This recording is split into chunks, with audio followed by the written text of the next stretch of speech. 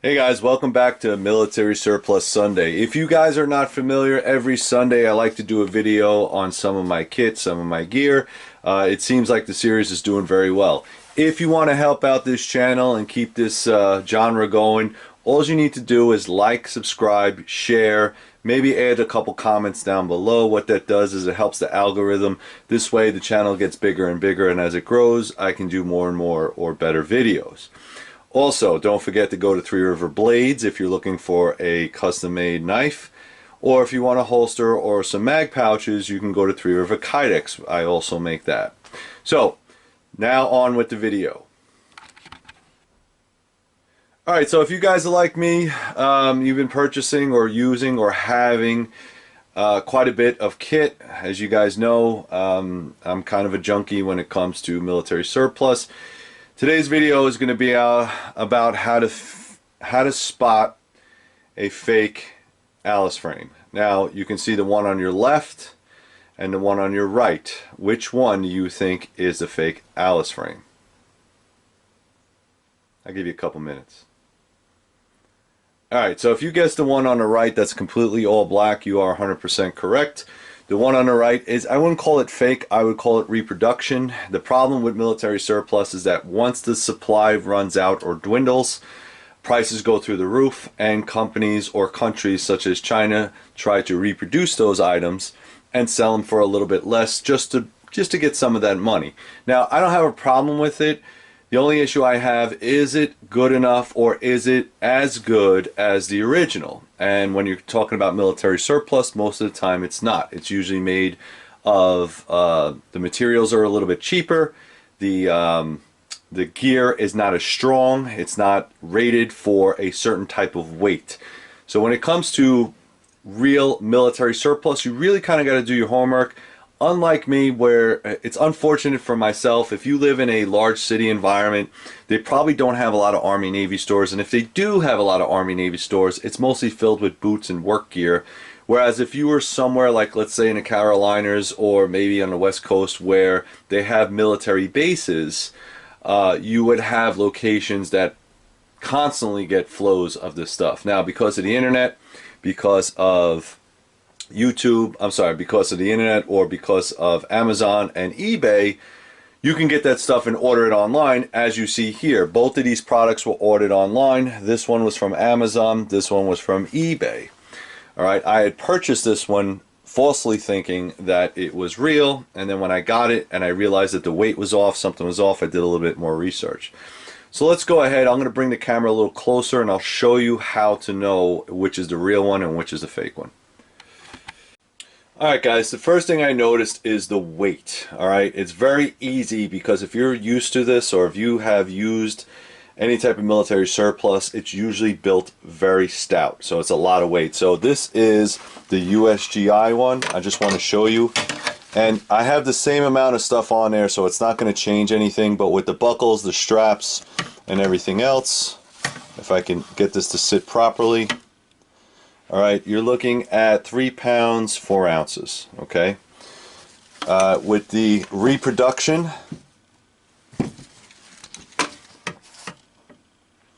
2 pounds, maybe 2 ounces, or 1.9. So over again, for the fake one you have the 2.1, and then for the real one, alright, it's almost 4, so it's 3.4. Alright, so understand that weight has a lot to do with it. It just means that the materials that are being used are a little bit heavier duty on the real one.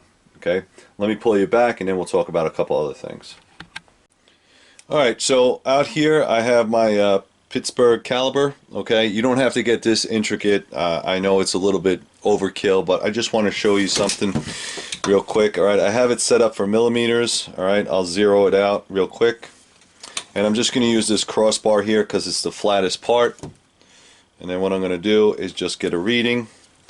Alright, it's giving me a reading of 2.56, 2.57. Let's see, I don't want to move it too much. Let's see if I could, there you go. 2.56, 2.55. Okay, hopefully you guys can see that. That's the thickness of the cross strap member or the bar. 2.56, remember that.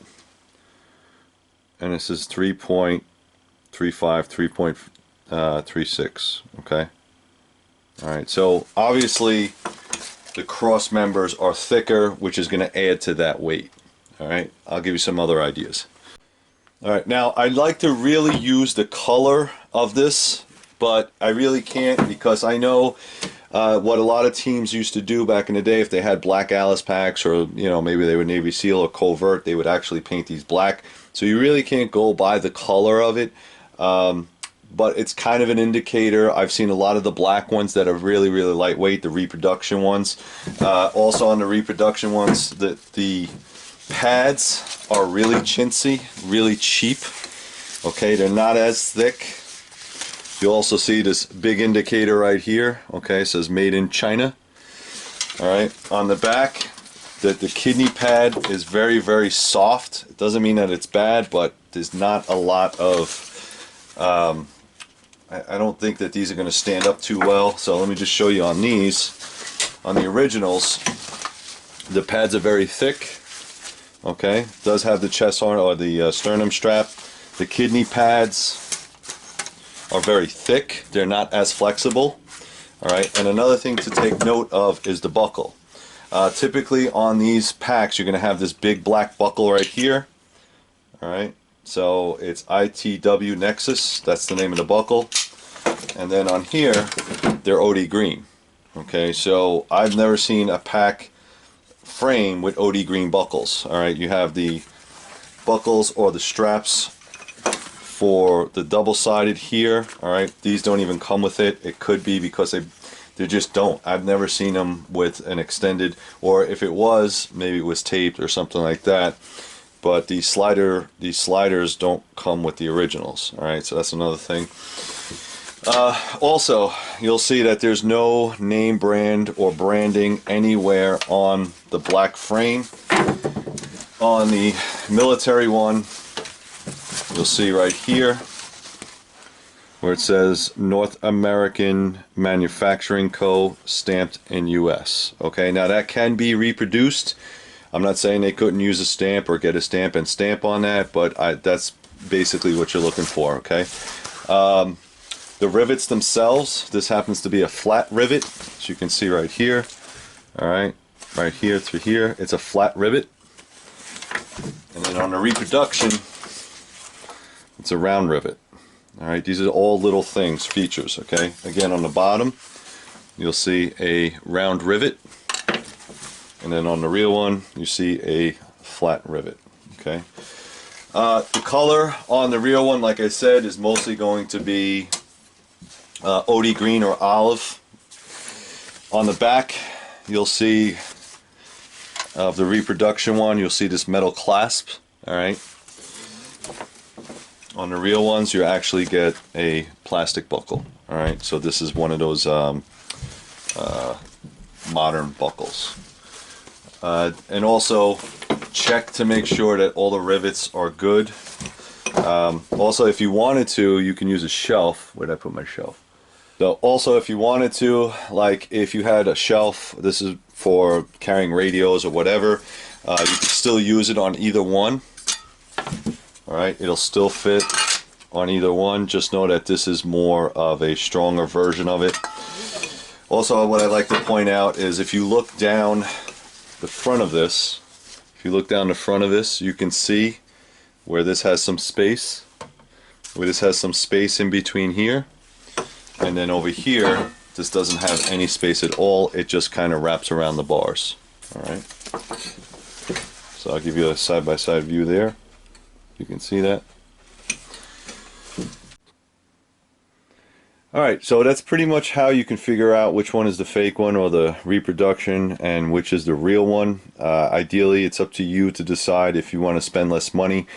I've seen the originals go from like $40 up to $60, and the reproduction models probably going to be in the 20s or $30. They might even sell them as a pack. It's really up to you if you decide to go with the reproduction models. If you're going to put a lot of weight on that, I would highly recommend to get the original. If your plans are to go heavy rucking, get the original. It's weighted, it's tested, it's GI approved. whereas the reproduction ones are not. They're just making them with cheaper steels.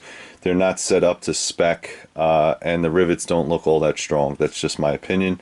But that's about it, guys. So please like, subscribe, add the comments down below, do all that good stuff. If you're looking for a handmade knife, go to Three River Blades. If you're looking for a holster, please go to Three River Kydex. And as always, guys, please stay safe.